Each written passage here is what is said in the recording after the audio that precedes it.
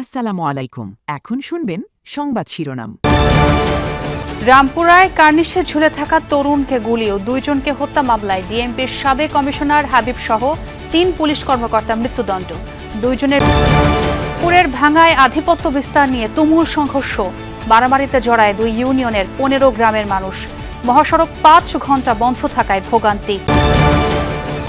সপ্তাহখানেক ধরে পানি নেই মিরপুর 10 সংলগ্ন বেশ কয়েকটি এলাকায়। বারবার লাইন পরিবর্তনেও মিলছে না সমাধান। তুরাগ নদে উদ্ধার 2 মরদেহের রাজনৈতিক কোনো পরিচয় জানা নেই জেলা পুলিশের। দাবি, ঘুরতে গিয়ে আর গোসলে নেমে মৃত্যু হয় সুমন আর রনির। এতক্ষণ শুনছিলেন সংবাদ শিরোনাম, এখন শুনবেন বিস্তারিত। কমিশনার হাবিবুর রহমান সহ 3 পুলিশ কর্মকর্তাকে মৃত্যুদণ্ডের রায় দিয়েছেন ট্রাইব্যুনাল।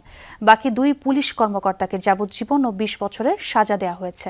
এ রায়ে সন্তুষ্ট প্রসিকিউশন ও শহীদ পরিবার, তবে সন্তুষ্ট নয় আসামি পক্ষ। চিফ প্রসিকিউটর জানান, হাবিব সহ পলাতক 4 আসামিকে ধরতে সাজা পরোয়ানা পাঠানো হবে। যদি বিদেশে পলাতক হয় তবে সহযোগিতা চাওয়া হবে ইন্টারপোলের। 2024 সালে ছাত্র জনতার গণঅভ্যুত্থানে 19 জুলাই পুলিশের হাত থেকে নিজেকে বাঁচাতে রাজধানীর রামপুরার একটি ভবনের কার্নিশে ঝুলেছিলেন আমির হোসেন। যদিও ঝুলে থাকা অবস্থাতেই পরপর 2 দফায় আমিরকে গুলি করে পুলিশ। ওই দিন একই এলাকায় পুলিশের গুলিতে নিহত হন বৃদ্ধা মায়া ইসলাম ও নাদিম। এ ঘটনায় ডিএমপির সাবেক কমিশনার হাবিবুর রহমান সহ 5 জনের বিরুদ্ধে অভিযোগ দাখিল হয় ট্রাইব্যুনালে।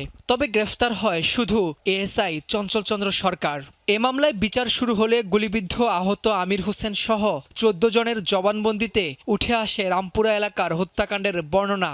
4টি পরিবারকে তারা নৃশংসভাবে 2 জনকে হত্যা করলো, 2 জনকে তারা নির্মমভাবে তারা আহত করলো। এইটাই হচ্ছে গ্রেভিটি অফ অফেন্স। রামপুরার এই মামলার বিচার শেষে রোববার রায় ঘোষণা করেন আন্তর্জাতিক অপরাধ ট্রাইব্যুনাল 1। রায়ে মামলার প্রধান আসামি ডিএমপির সাবেক কমিশনার হাবিবুর রহমান, খিলগাঁও জোনের সাবেক এডিসি রাশেদুল ইসলাম ও রামপুরা থানার সাবেক ওসি মশিউরকে মৃত্যুদণ্ডের রায় দেন tribunal. Habibur Rahman and Mohammad Rashidul Islam be found guilty of the commission of crimes against humanity. এছাড়া আমির হোসেনকে গুলি করার দায়ে এএসআই চঞ্চল চন্দ্র সরকারকে 20 বছরের কারাদণ্ড ও তারিকুল ইসলাম ভুইয়াকে যাবজ্জীবন কারাদণ্ড দেওয়া হয়। এই মামলার মধ্যে আমরা ভিডিও বার্তা, যেটা ভিডিও ক্লিপ ছিল, সেটা আমরা আদালতে প্রদর্শন করেছি। গায়ে আধিপত্য বিস্তার, অর্ধশতাধিক মানুষ আহত হয়েছেন। সকাল থেকে দফায় দফায় চলে সংঘর্ষ। এতে ঢাকা ফরিদপুর বরিশাল মহাসড়কে প্রায় 5 ঘন্টা বন্ধ থাকে যান চলাচল। ভোগান্তিতে পড়েন যাত্রীরা। সংঘর্ষ থামলেও এলাকার পরিস্থিতি থমথমে। সকাল থেকেই উত্তপ্ত হয়ে ওঠে ফরিদপুরের ভাঙা উপজেলার পুকুরিয়া বাসস্ট্যান্ড এলাকা। হাতে ঢাল, সুরকি, লাঠিসহ দেশীয় অস্ত্র নিয়ে মহাসড়কের 2 পাশে জড়ো হন হাজারো মানুষ। কিছুক্ষণ পরেই শুরু হয় ধাওয়া পাল্টা ধাওয়া, ইটপাটকেল নিক্ষেপ। মুহূর্তেই রণক্ষেত্রে পরিণত হয় পুরো এলাকা। স্থানীয়রা জানায়, পুকুরিয়া বাসস্ট্যান্ডের নিয়ন্ত্রণ ও আধিপত্য নিয়ে দীর্ঘদিন ধরে বিরোধ চলছিল মানিকদহ ইউনিয়নের সুলতান মাতবর ও মজিব মাতবরের সমর্থক এবং হামিরদি ইউনিয়নের সিরু মাতব্বর, কামাল মাতাব্বর, জাহিদ মাতব্বরের সমর্থকদের মধ্যে। সেই বিরোধের জেরেই এবার হামিরদি ইউনিয়নের মহেশরদি মৌজার 11 গ্রামের মানুষের সাথে সংঘর্ষে জড়িয়ে পড়েন মানিকদহ ইউনিয়নের 4 গ্রামের বাসিন্দারা। 8-10 গ্রামের মানুষ 2 পক্ষ সংঘর্ষ করে। 11 গ্রাম আর ব্রাহ্মণকান্দা 4 গ্রাম। এই সকাল থেকেই মনে করেন শুরু হয়ে গেছে সংঘর্ষ। দফায় দফায় সংঘর্ষে আহত হয় পুলিশ, সাংবাদিক সহ উভয় পক্ষের অর্ধশতাধিক। এ সময় বন্ধ হয়ে যায় ফরিদপুর বরিশাল মহাসড়কের যান চলাচল। মহাসড়কের 2 পাশে সৃষ্টি হয় দীর্ঘ যানজট। ভোগান্তিতে পড়েন যাত্রীরা। পরে খবর পেয়ে পুলিশ ঘটনাস্থলে পৌঁছে পরিস্থিতি নিয়ন্ত্রণে আনতে টিয়ার শেল ছুড়ে। তবুও থামানো যায়নি সংঘর্ষ। পরে অতিরিক্ত পুলিশ গিয়ে পরিস্থিতি নিয়ন্ত্রণে আনে। প্রায় 5 ঘন্টা পর মহাসড়কে স্বাভাবিক হয় যান চলাচল। পুকুরিয়া জায়গায় আসার পরে প্রচণ্ড কাজে লাগছে এবং এখানে আমি 2 ঘন্টা বসা। পুলিশ আসার পরে নিয়ন্ত্রণ করছে, নিয়ন্ত্রণ করার পরে এখন আর কি স্বাভাবিক চলাচলতে আছে।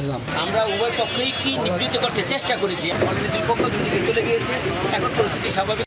বর্তমানে এলাকায় থমথমে পরিস্থিতি বিরাজ করলেও আইনশৃঙ্খলা বাহিনী সতর্ক অবস্থানে রয়েছে। শামস্তা সপ্তাহ খানেক ধরে পানি নেই কাজীপাড়া শেওড়াপাড়া মিরপুর 10-এর বাসাবাড়ির ওয়াসার লাইনে কোথাও কোথাও সংকট বছর জুড়ে অতিরিক্ত টাকায় একই কর্তৃপক্ষের পানি কিনছেন বাসিন্দারা বারবার লাইন পরিবর্তন করেও হচ্ছে না সমাধান ওয়াসার দাবি চাহিদার তুলনায় অপর্যাপ্ত হয়ে পড়েছে উত্তোলন সহসাই সংকট থেকে মিলবে না মুক্তি তৃষ্ণার ভার নিয়ে চলা যায় কিছুক্ষণ তবে সংসারের কোন কাজটি পানি ছাড়া সম্ভব তাই তো ঘরের ঘটিবাটেই পাত্রে পাত্রে এমন পানি জমিয়ে রাখার চেষ্টা মাসে মাসে ঠিকই বিল নিচ্ছে ওয়াসা কিন্তু যা সরবরাহ করে তা দিয়ে গৃহস্থালী সামলানোর জো নেই তাই বাধ্য হয়েই বাড়তি টাকা দিয়ে ডেকে আনতে হয় ওয়াসার ট্যাঙ্কার তবুও পানি নিয়ে কাড়াকাড়ি রাত থেকেই ধরতে হয় সিরিয়াল ওয়াসারের লাইন ধরে তারা যায় রাত্র 2টা 3টে যাই থাকে তবু সিরিয়াল পায় না পাইতে পাইতে পানি আস্তে আস্তে রাত্র বাজে পানি পাচ্ছি না একদিন পর একদিন পানি পাই আর লাইনের পানি পাই না বাইরের থেকে পানি আমাদের সংগ্রহ করতে হয়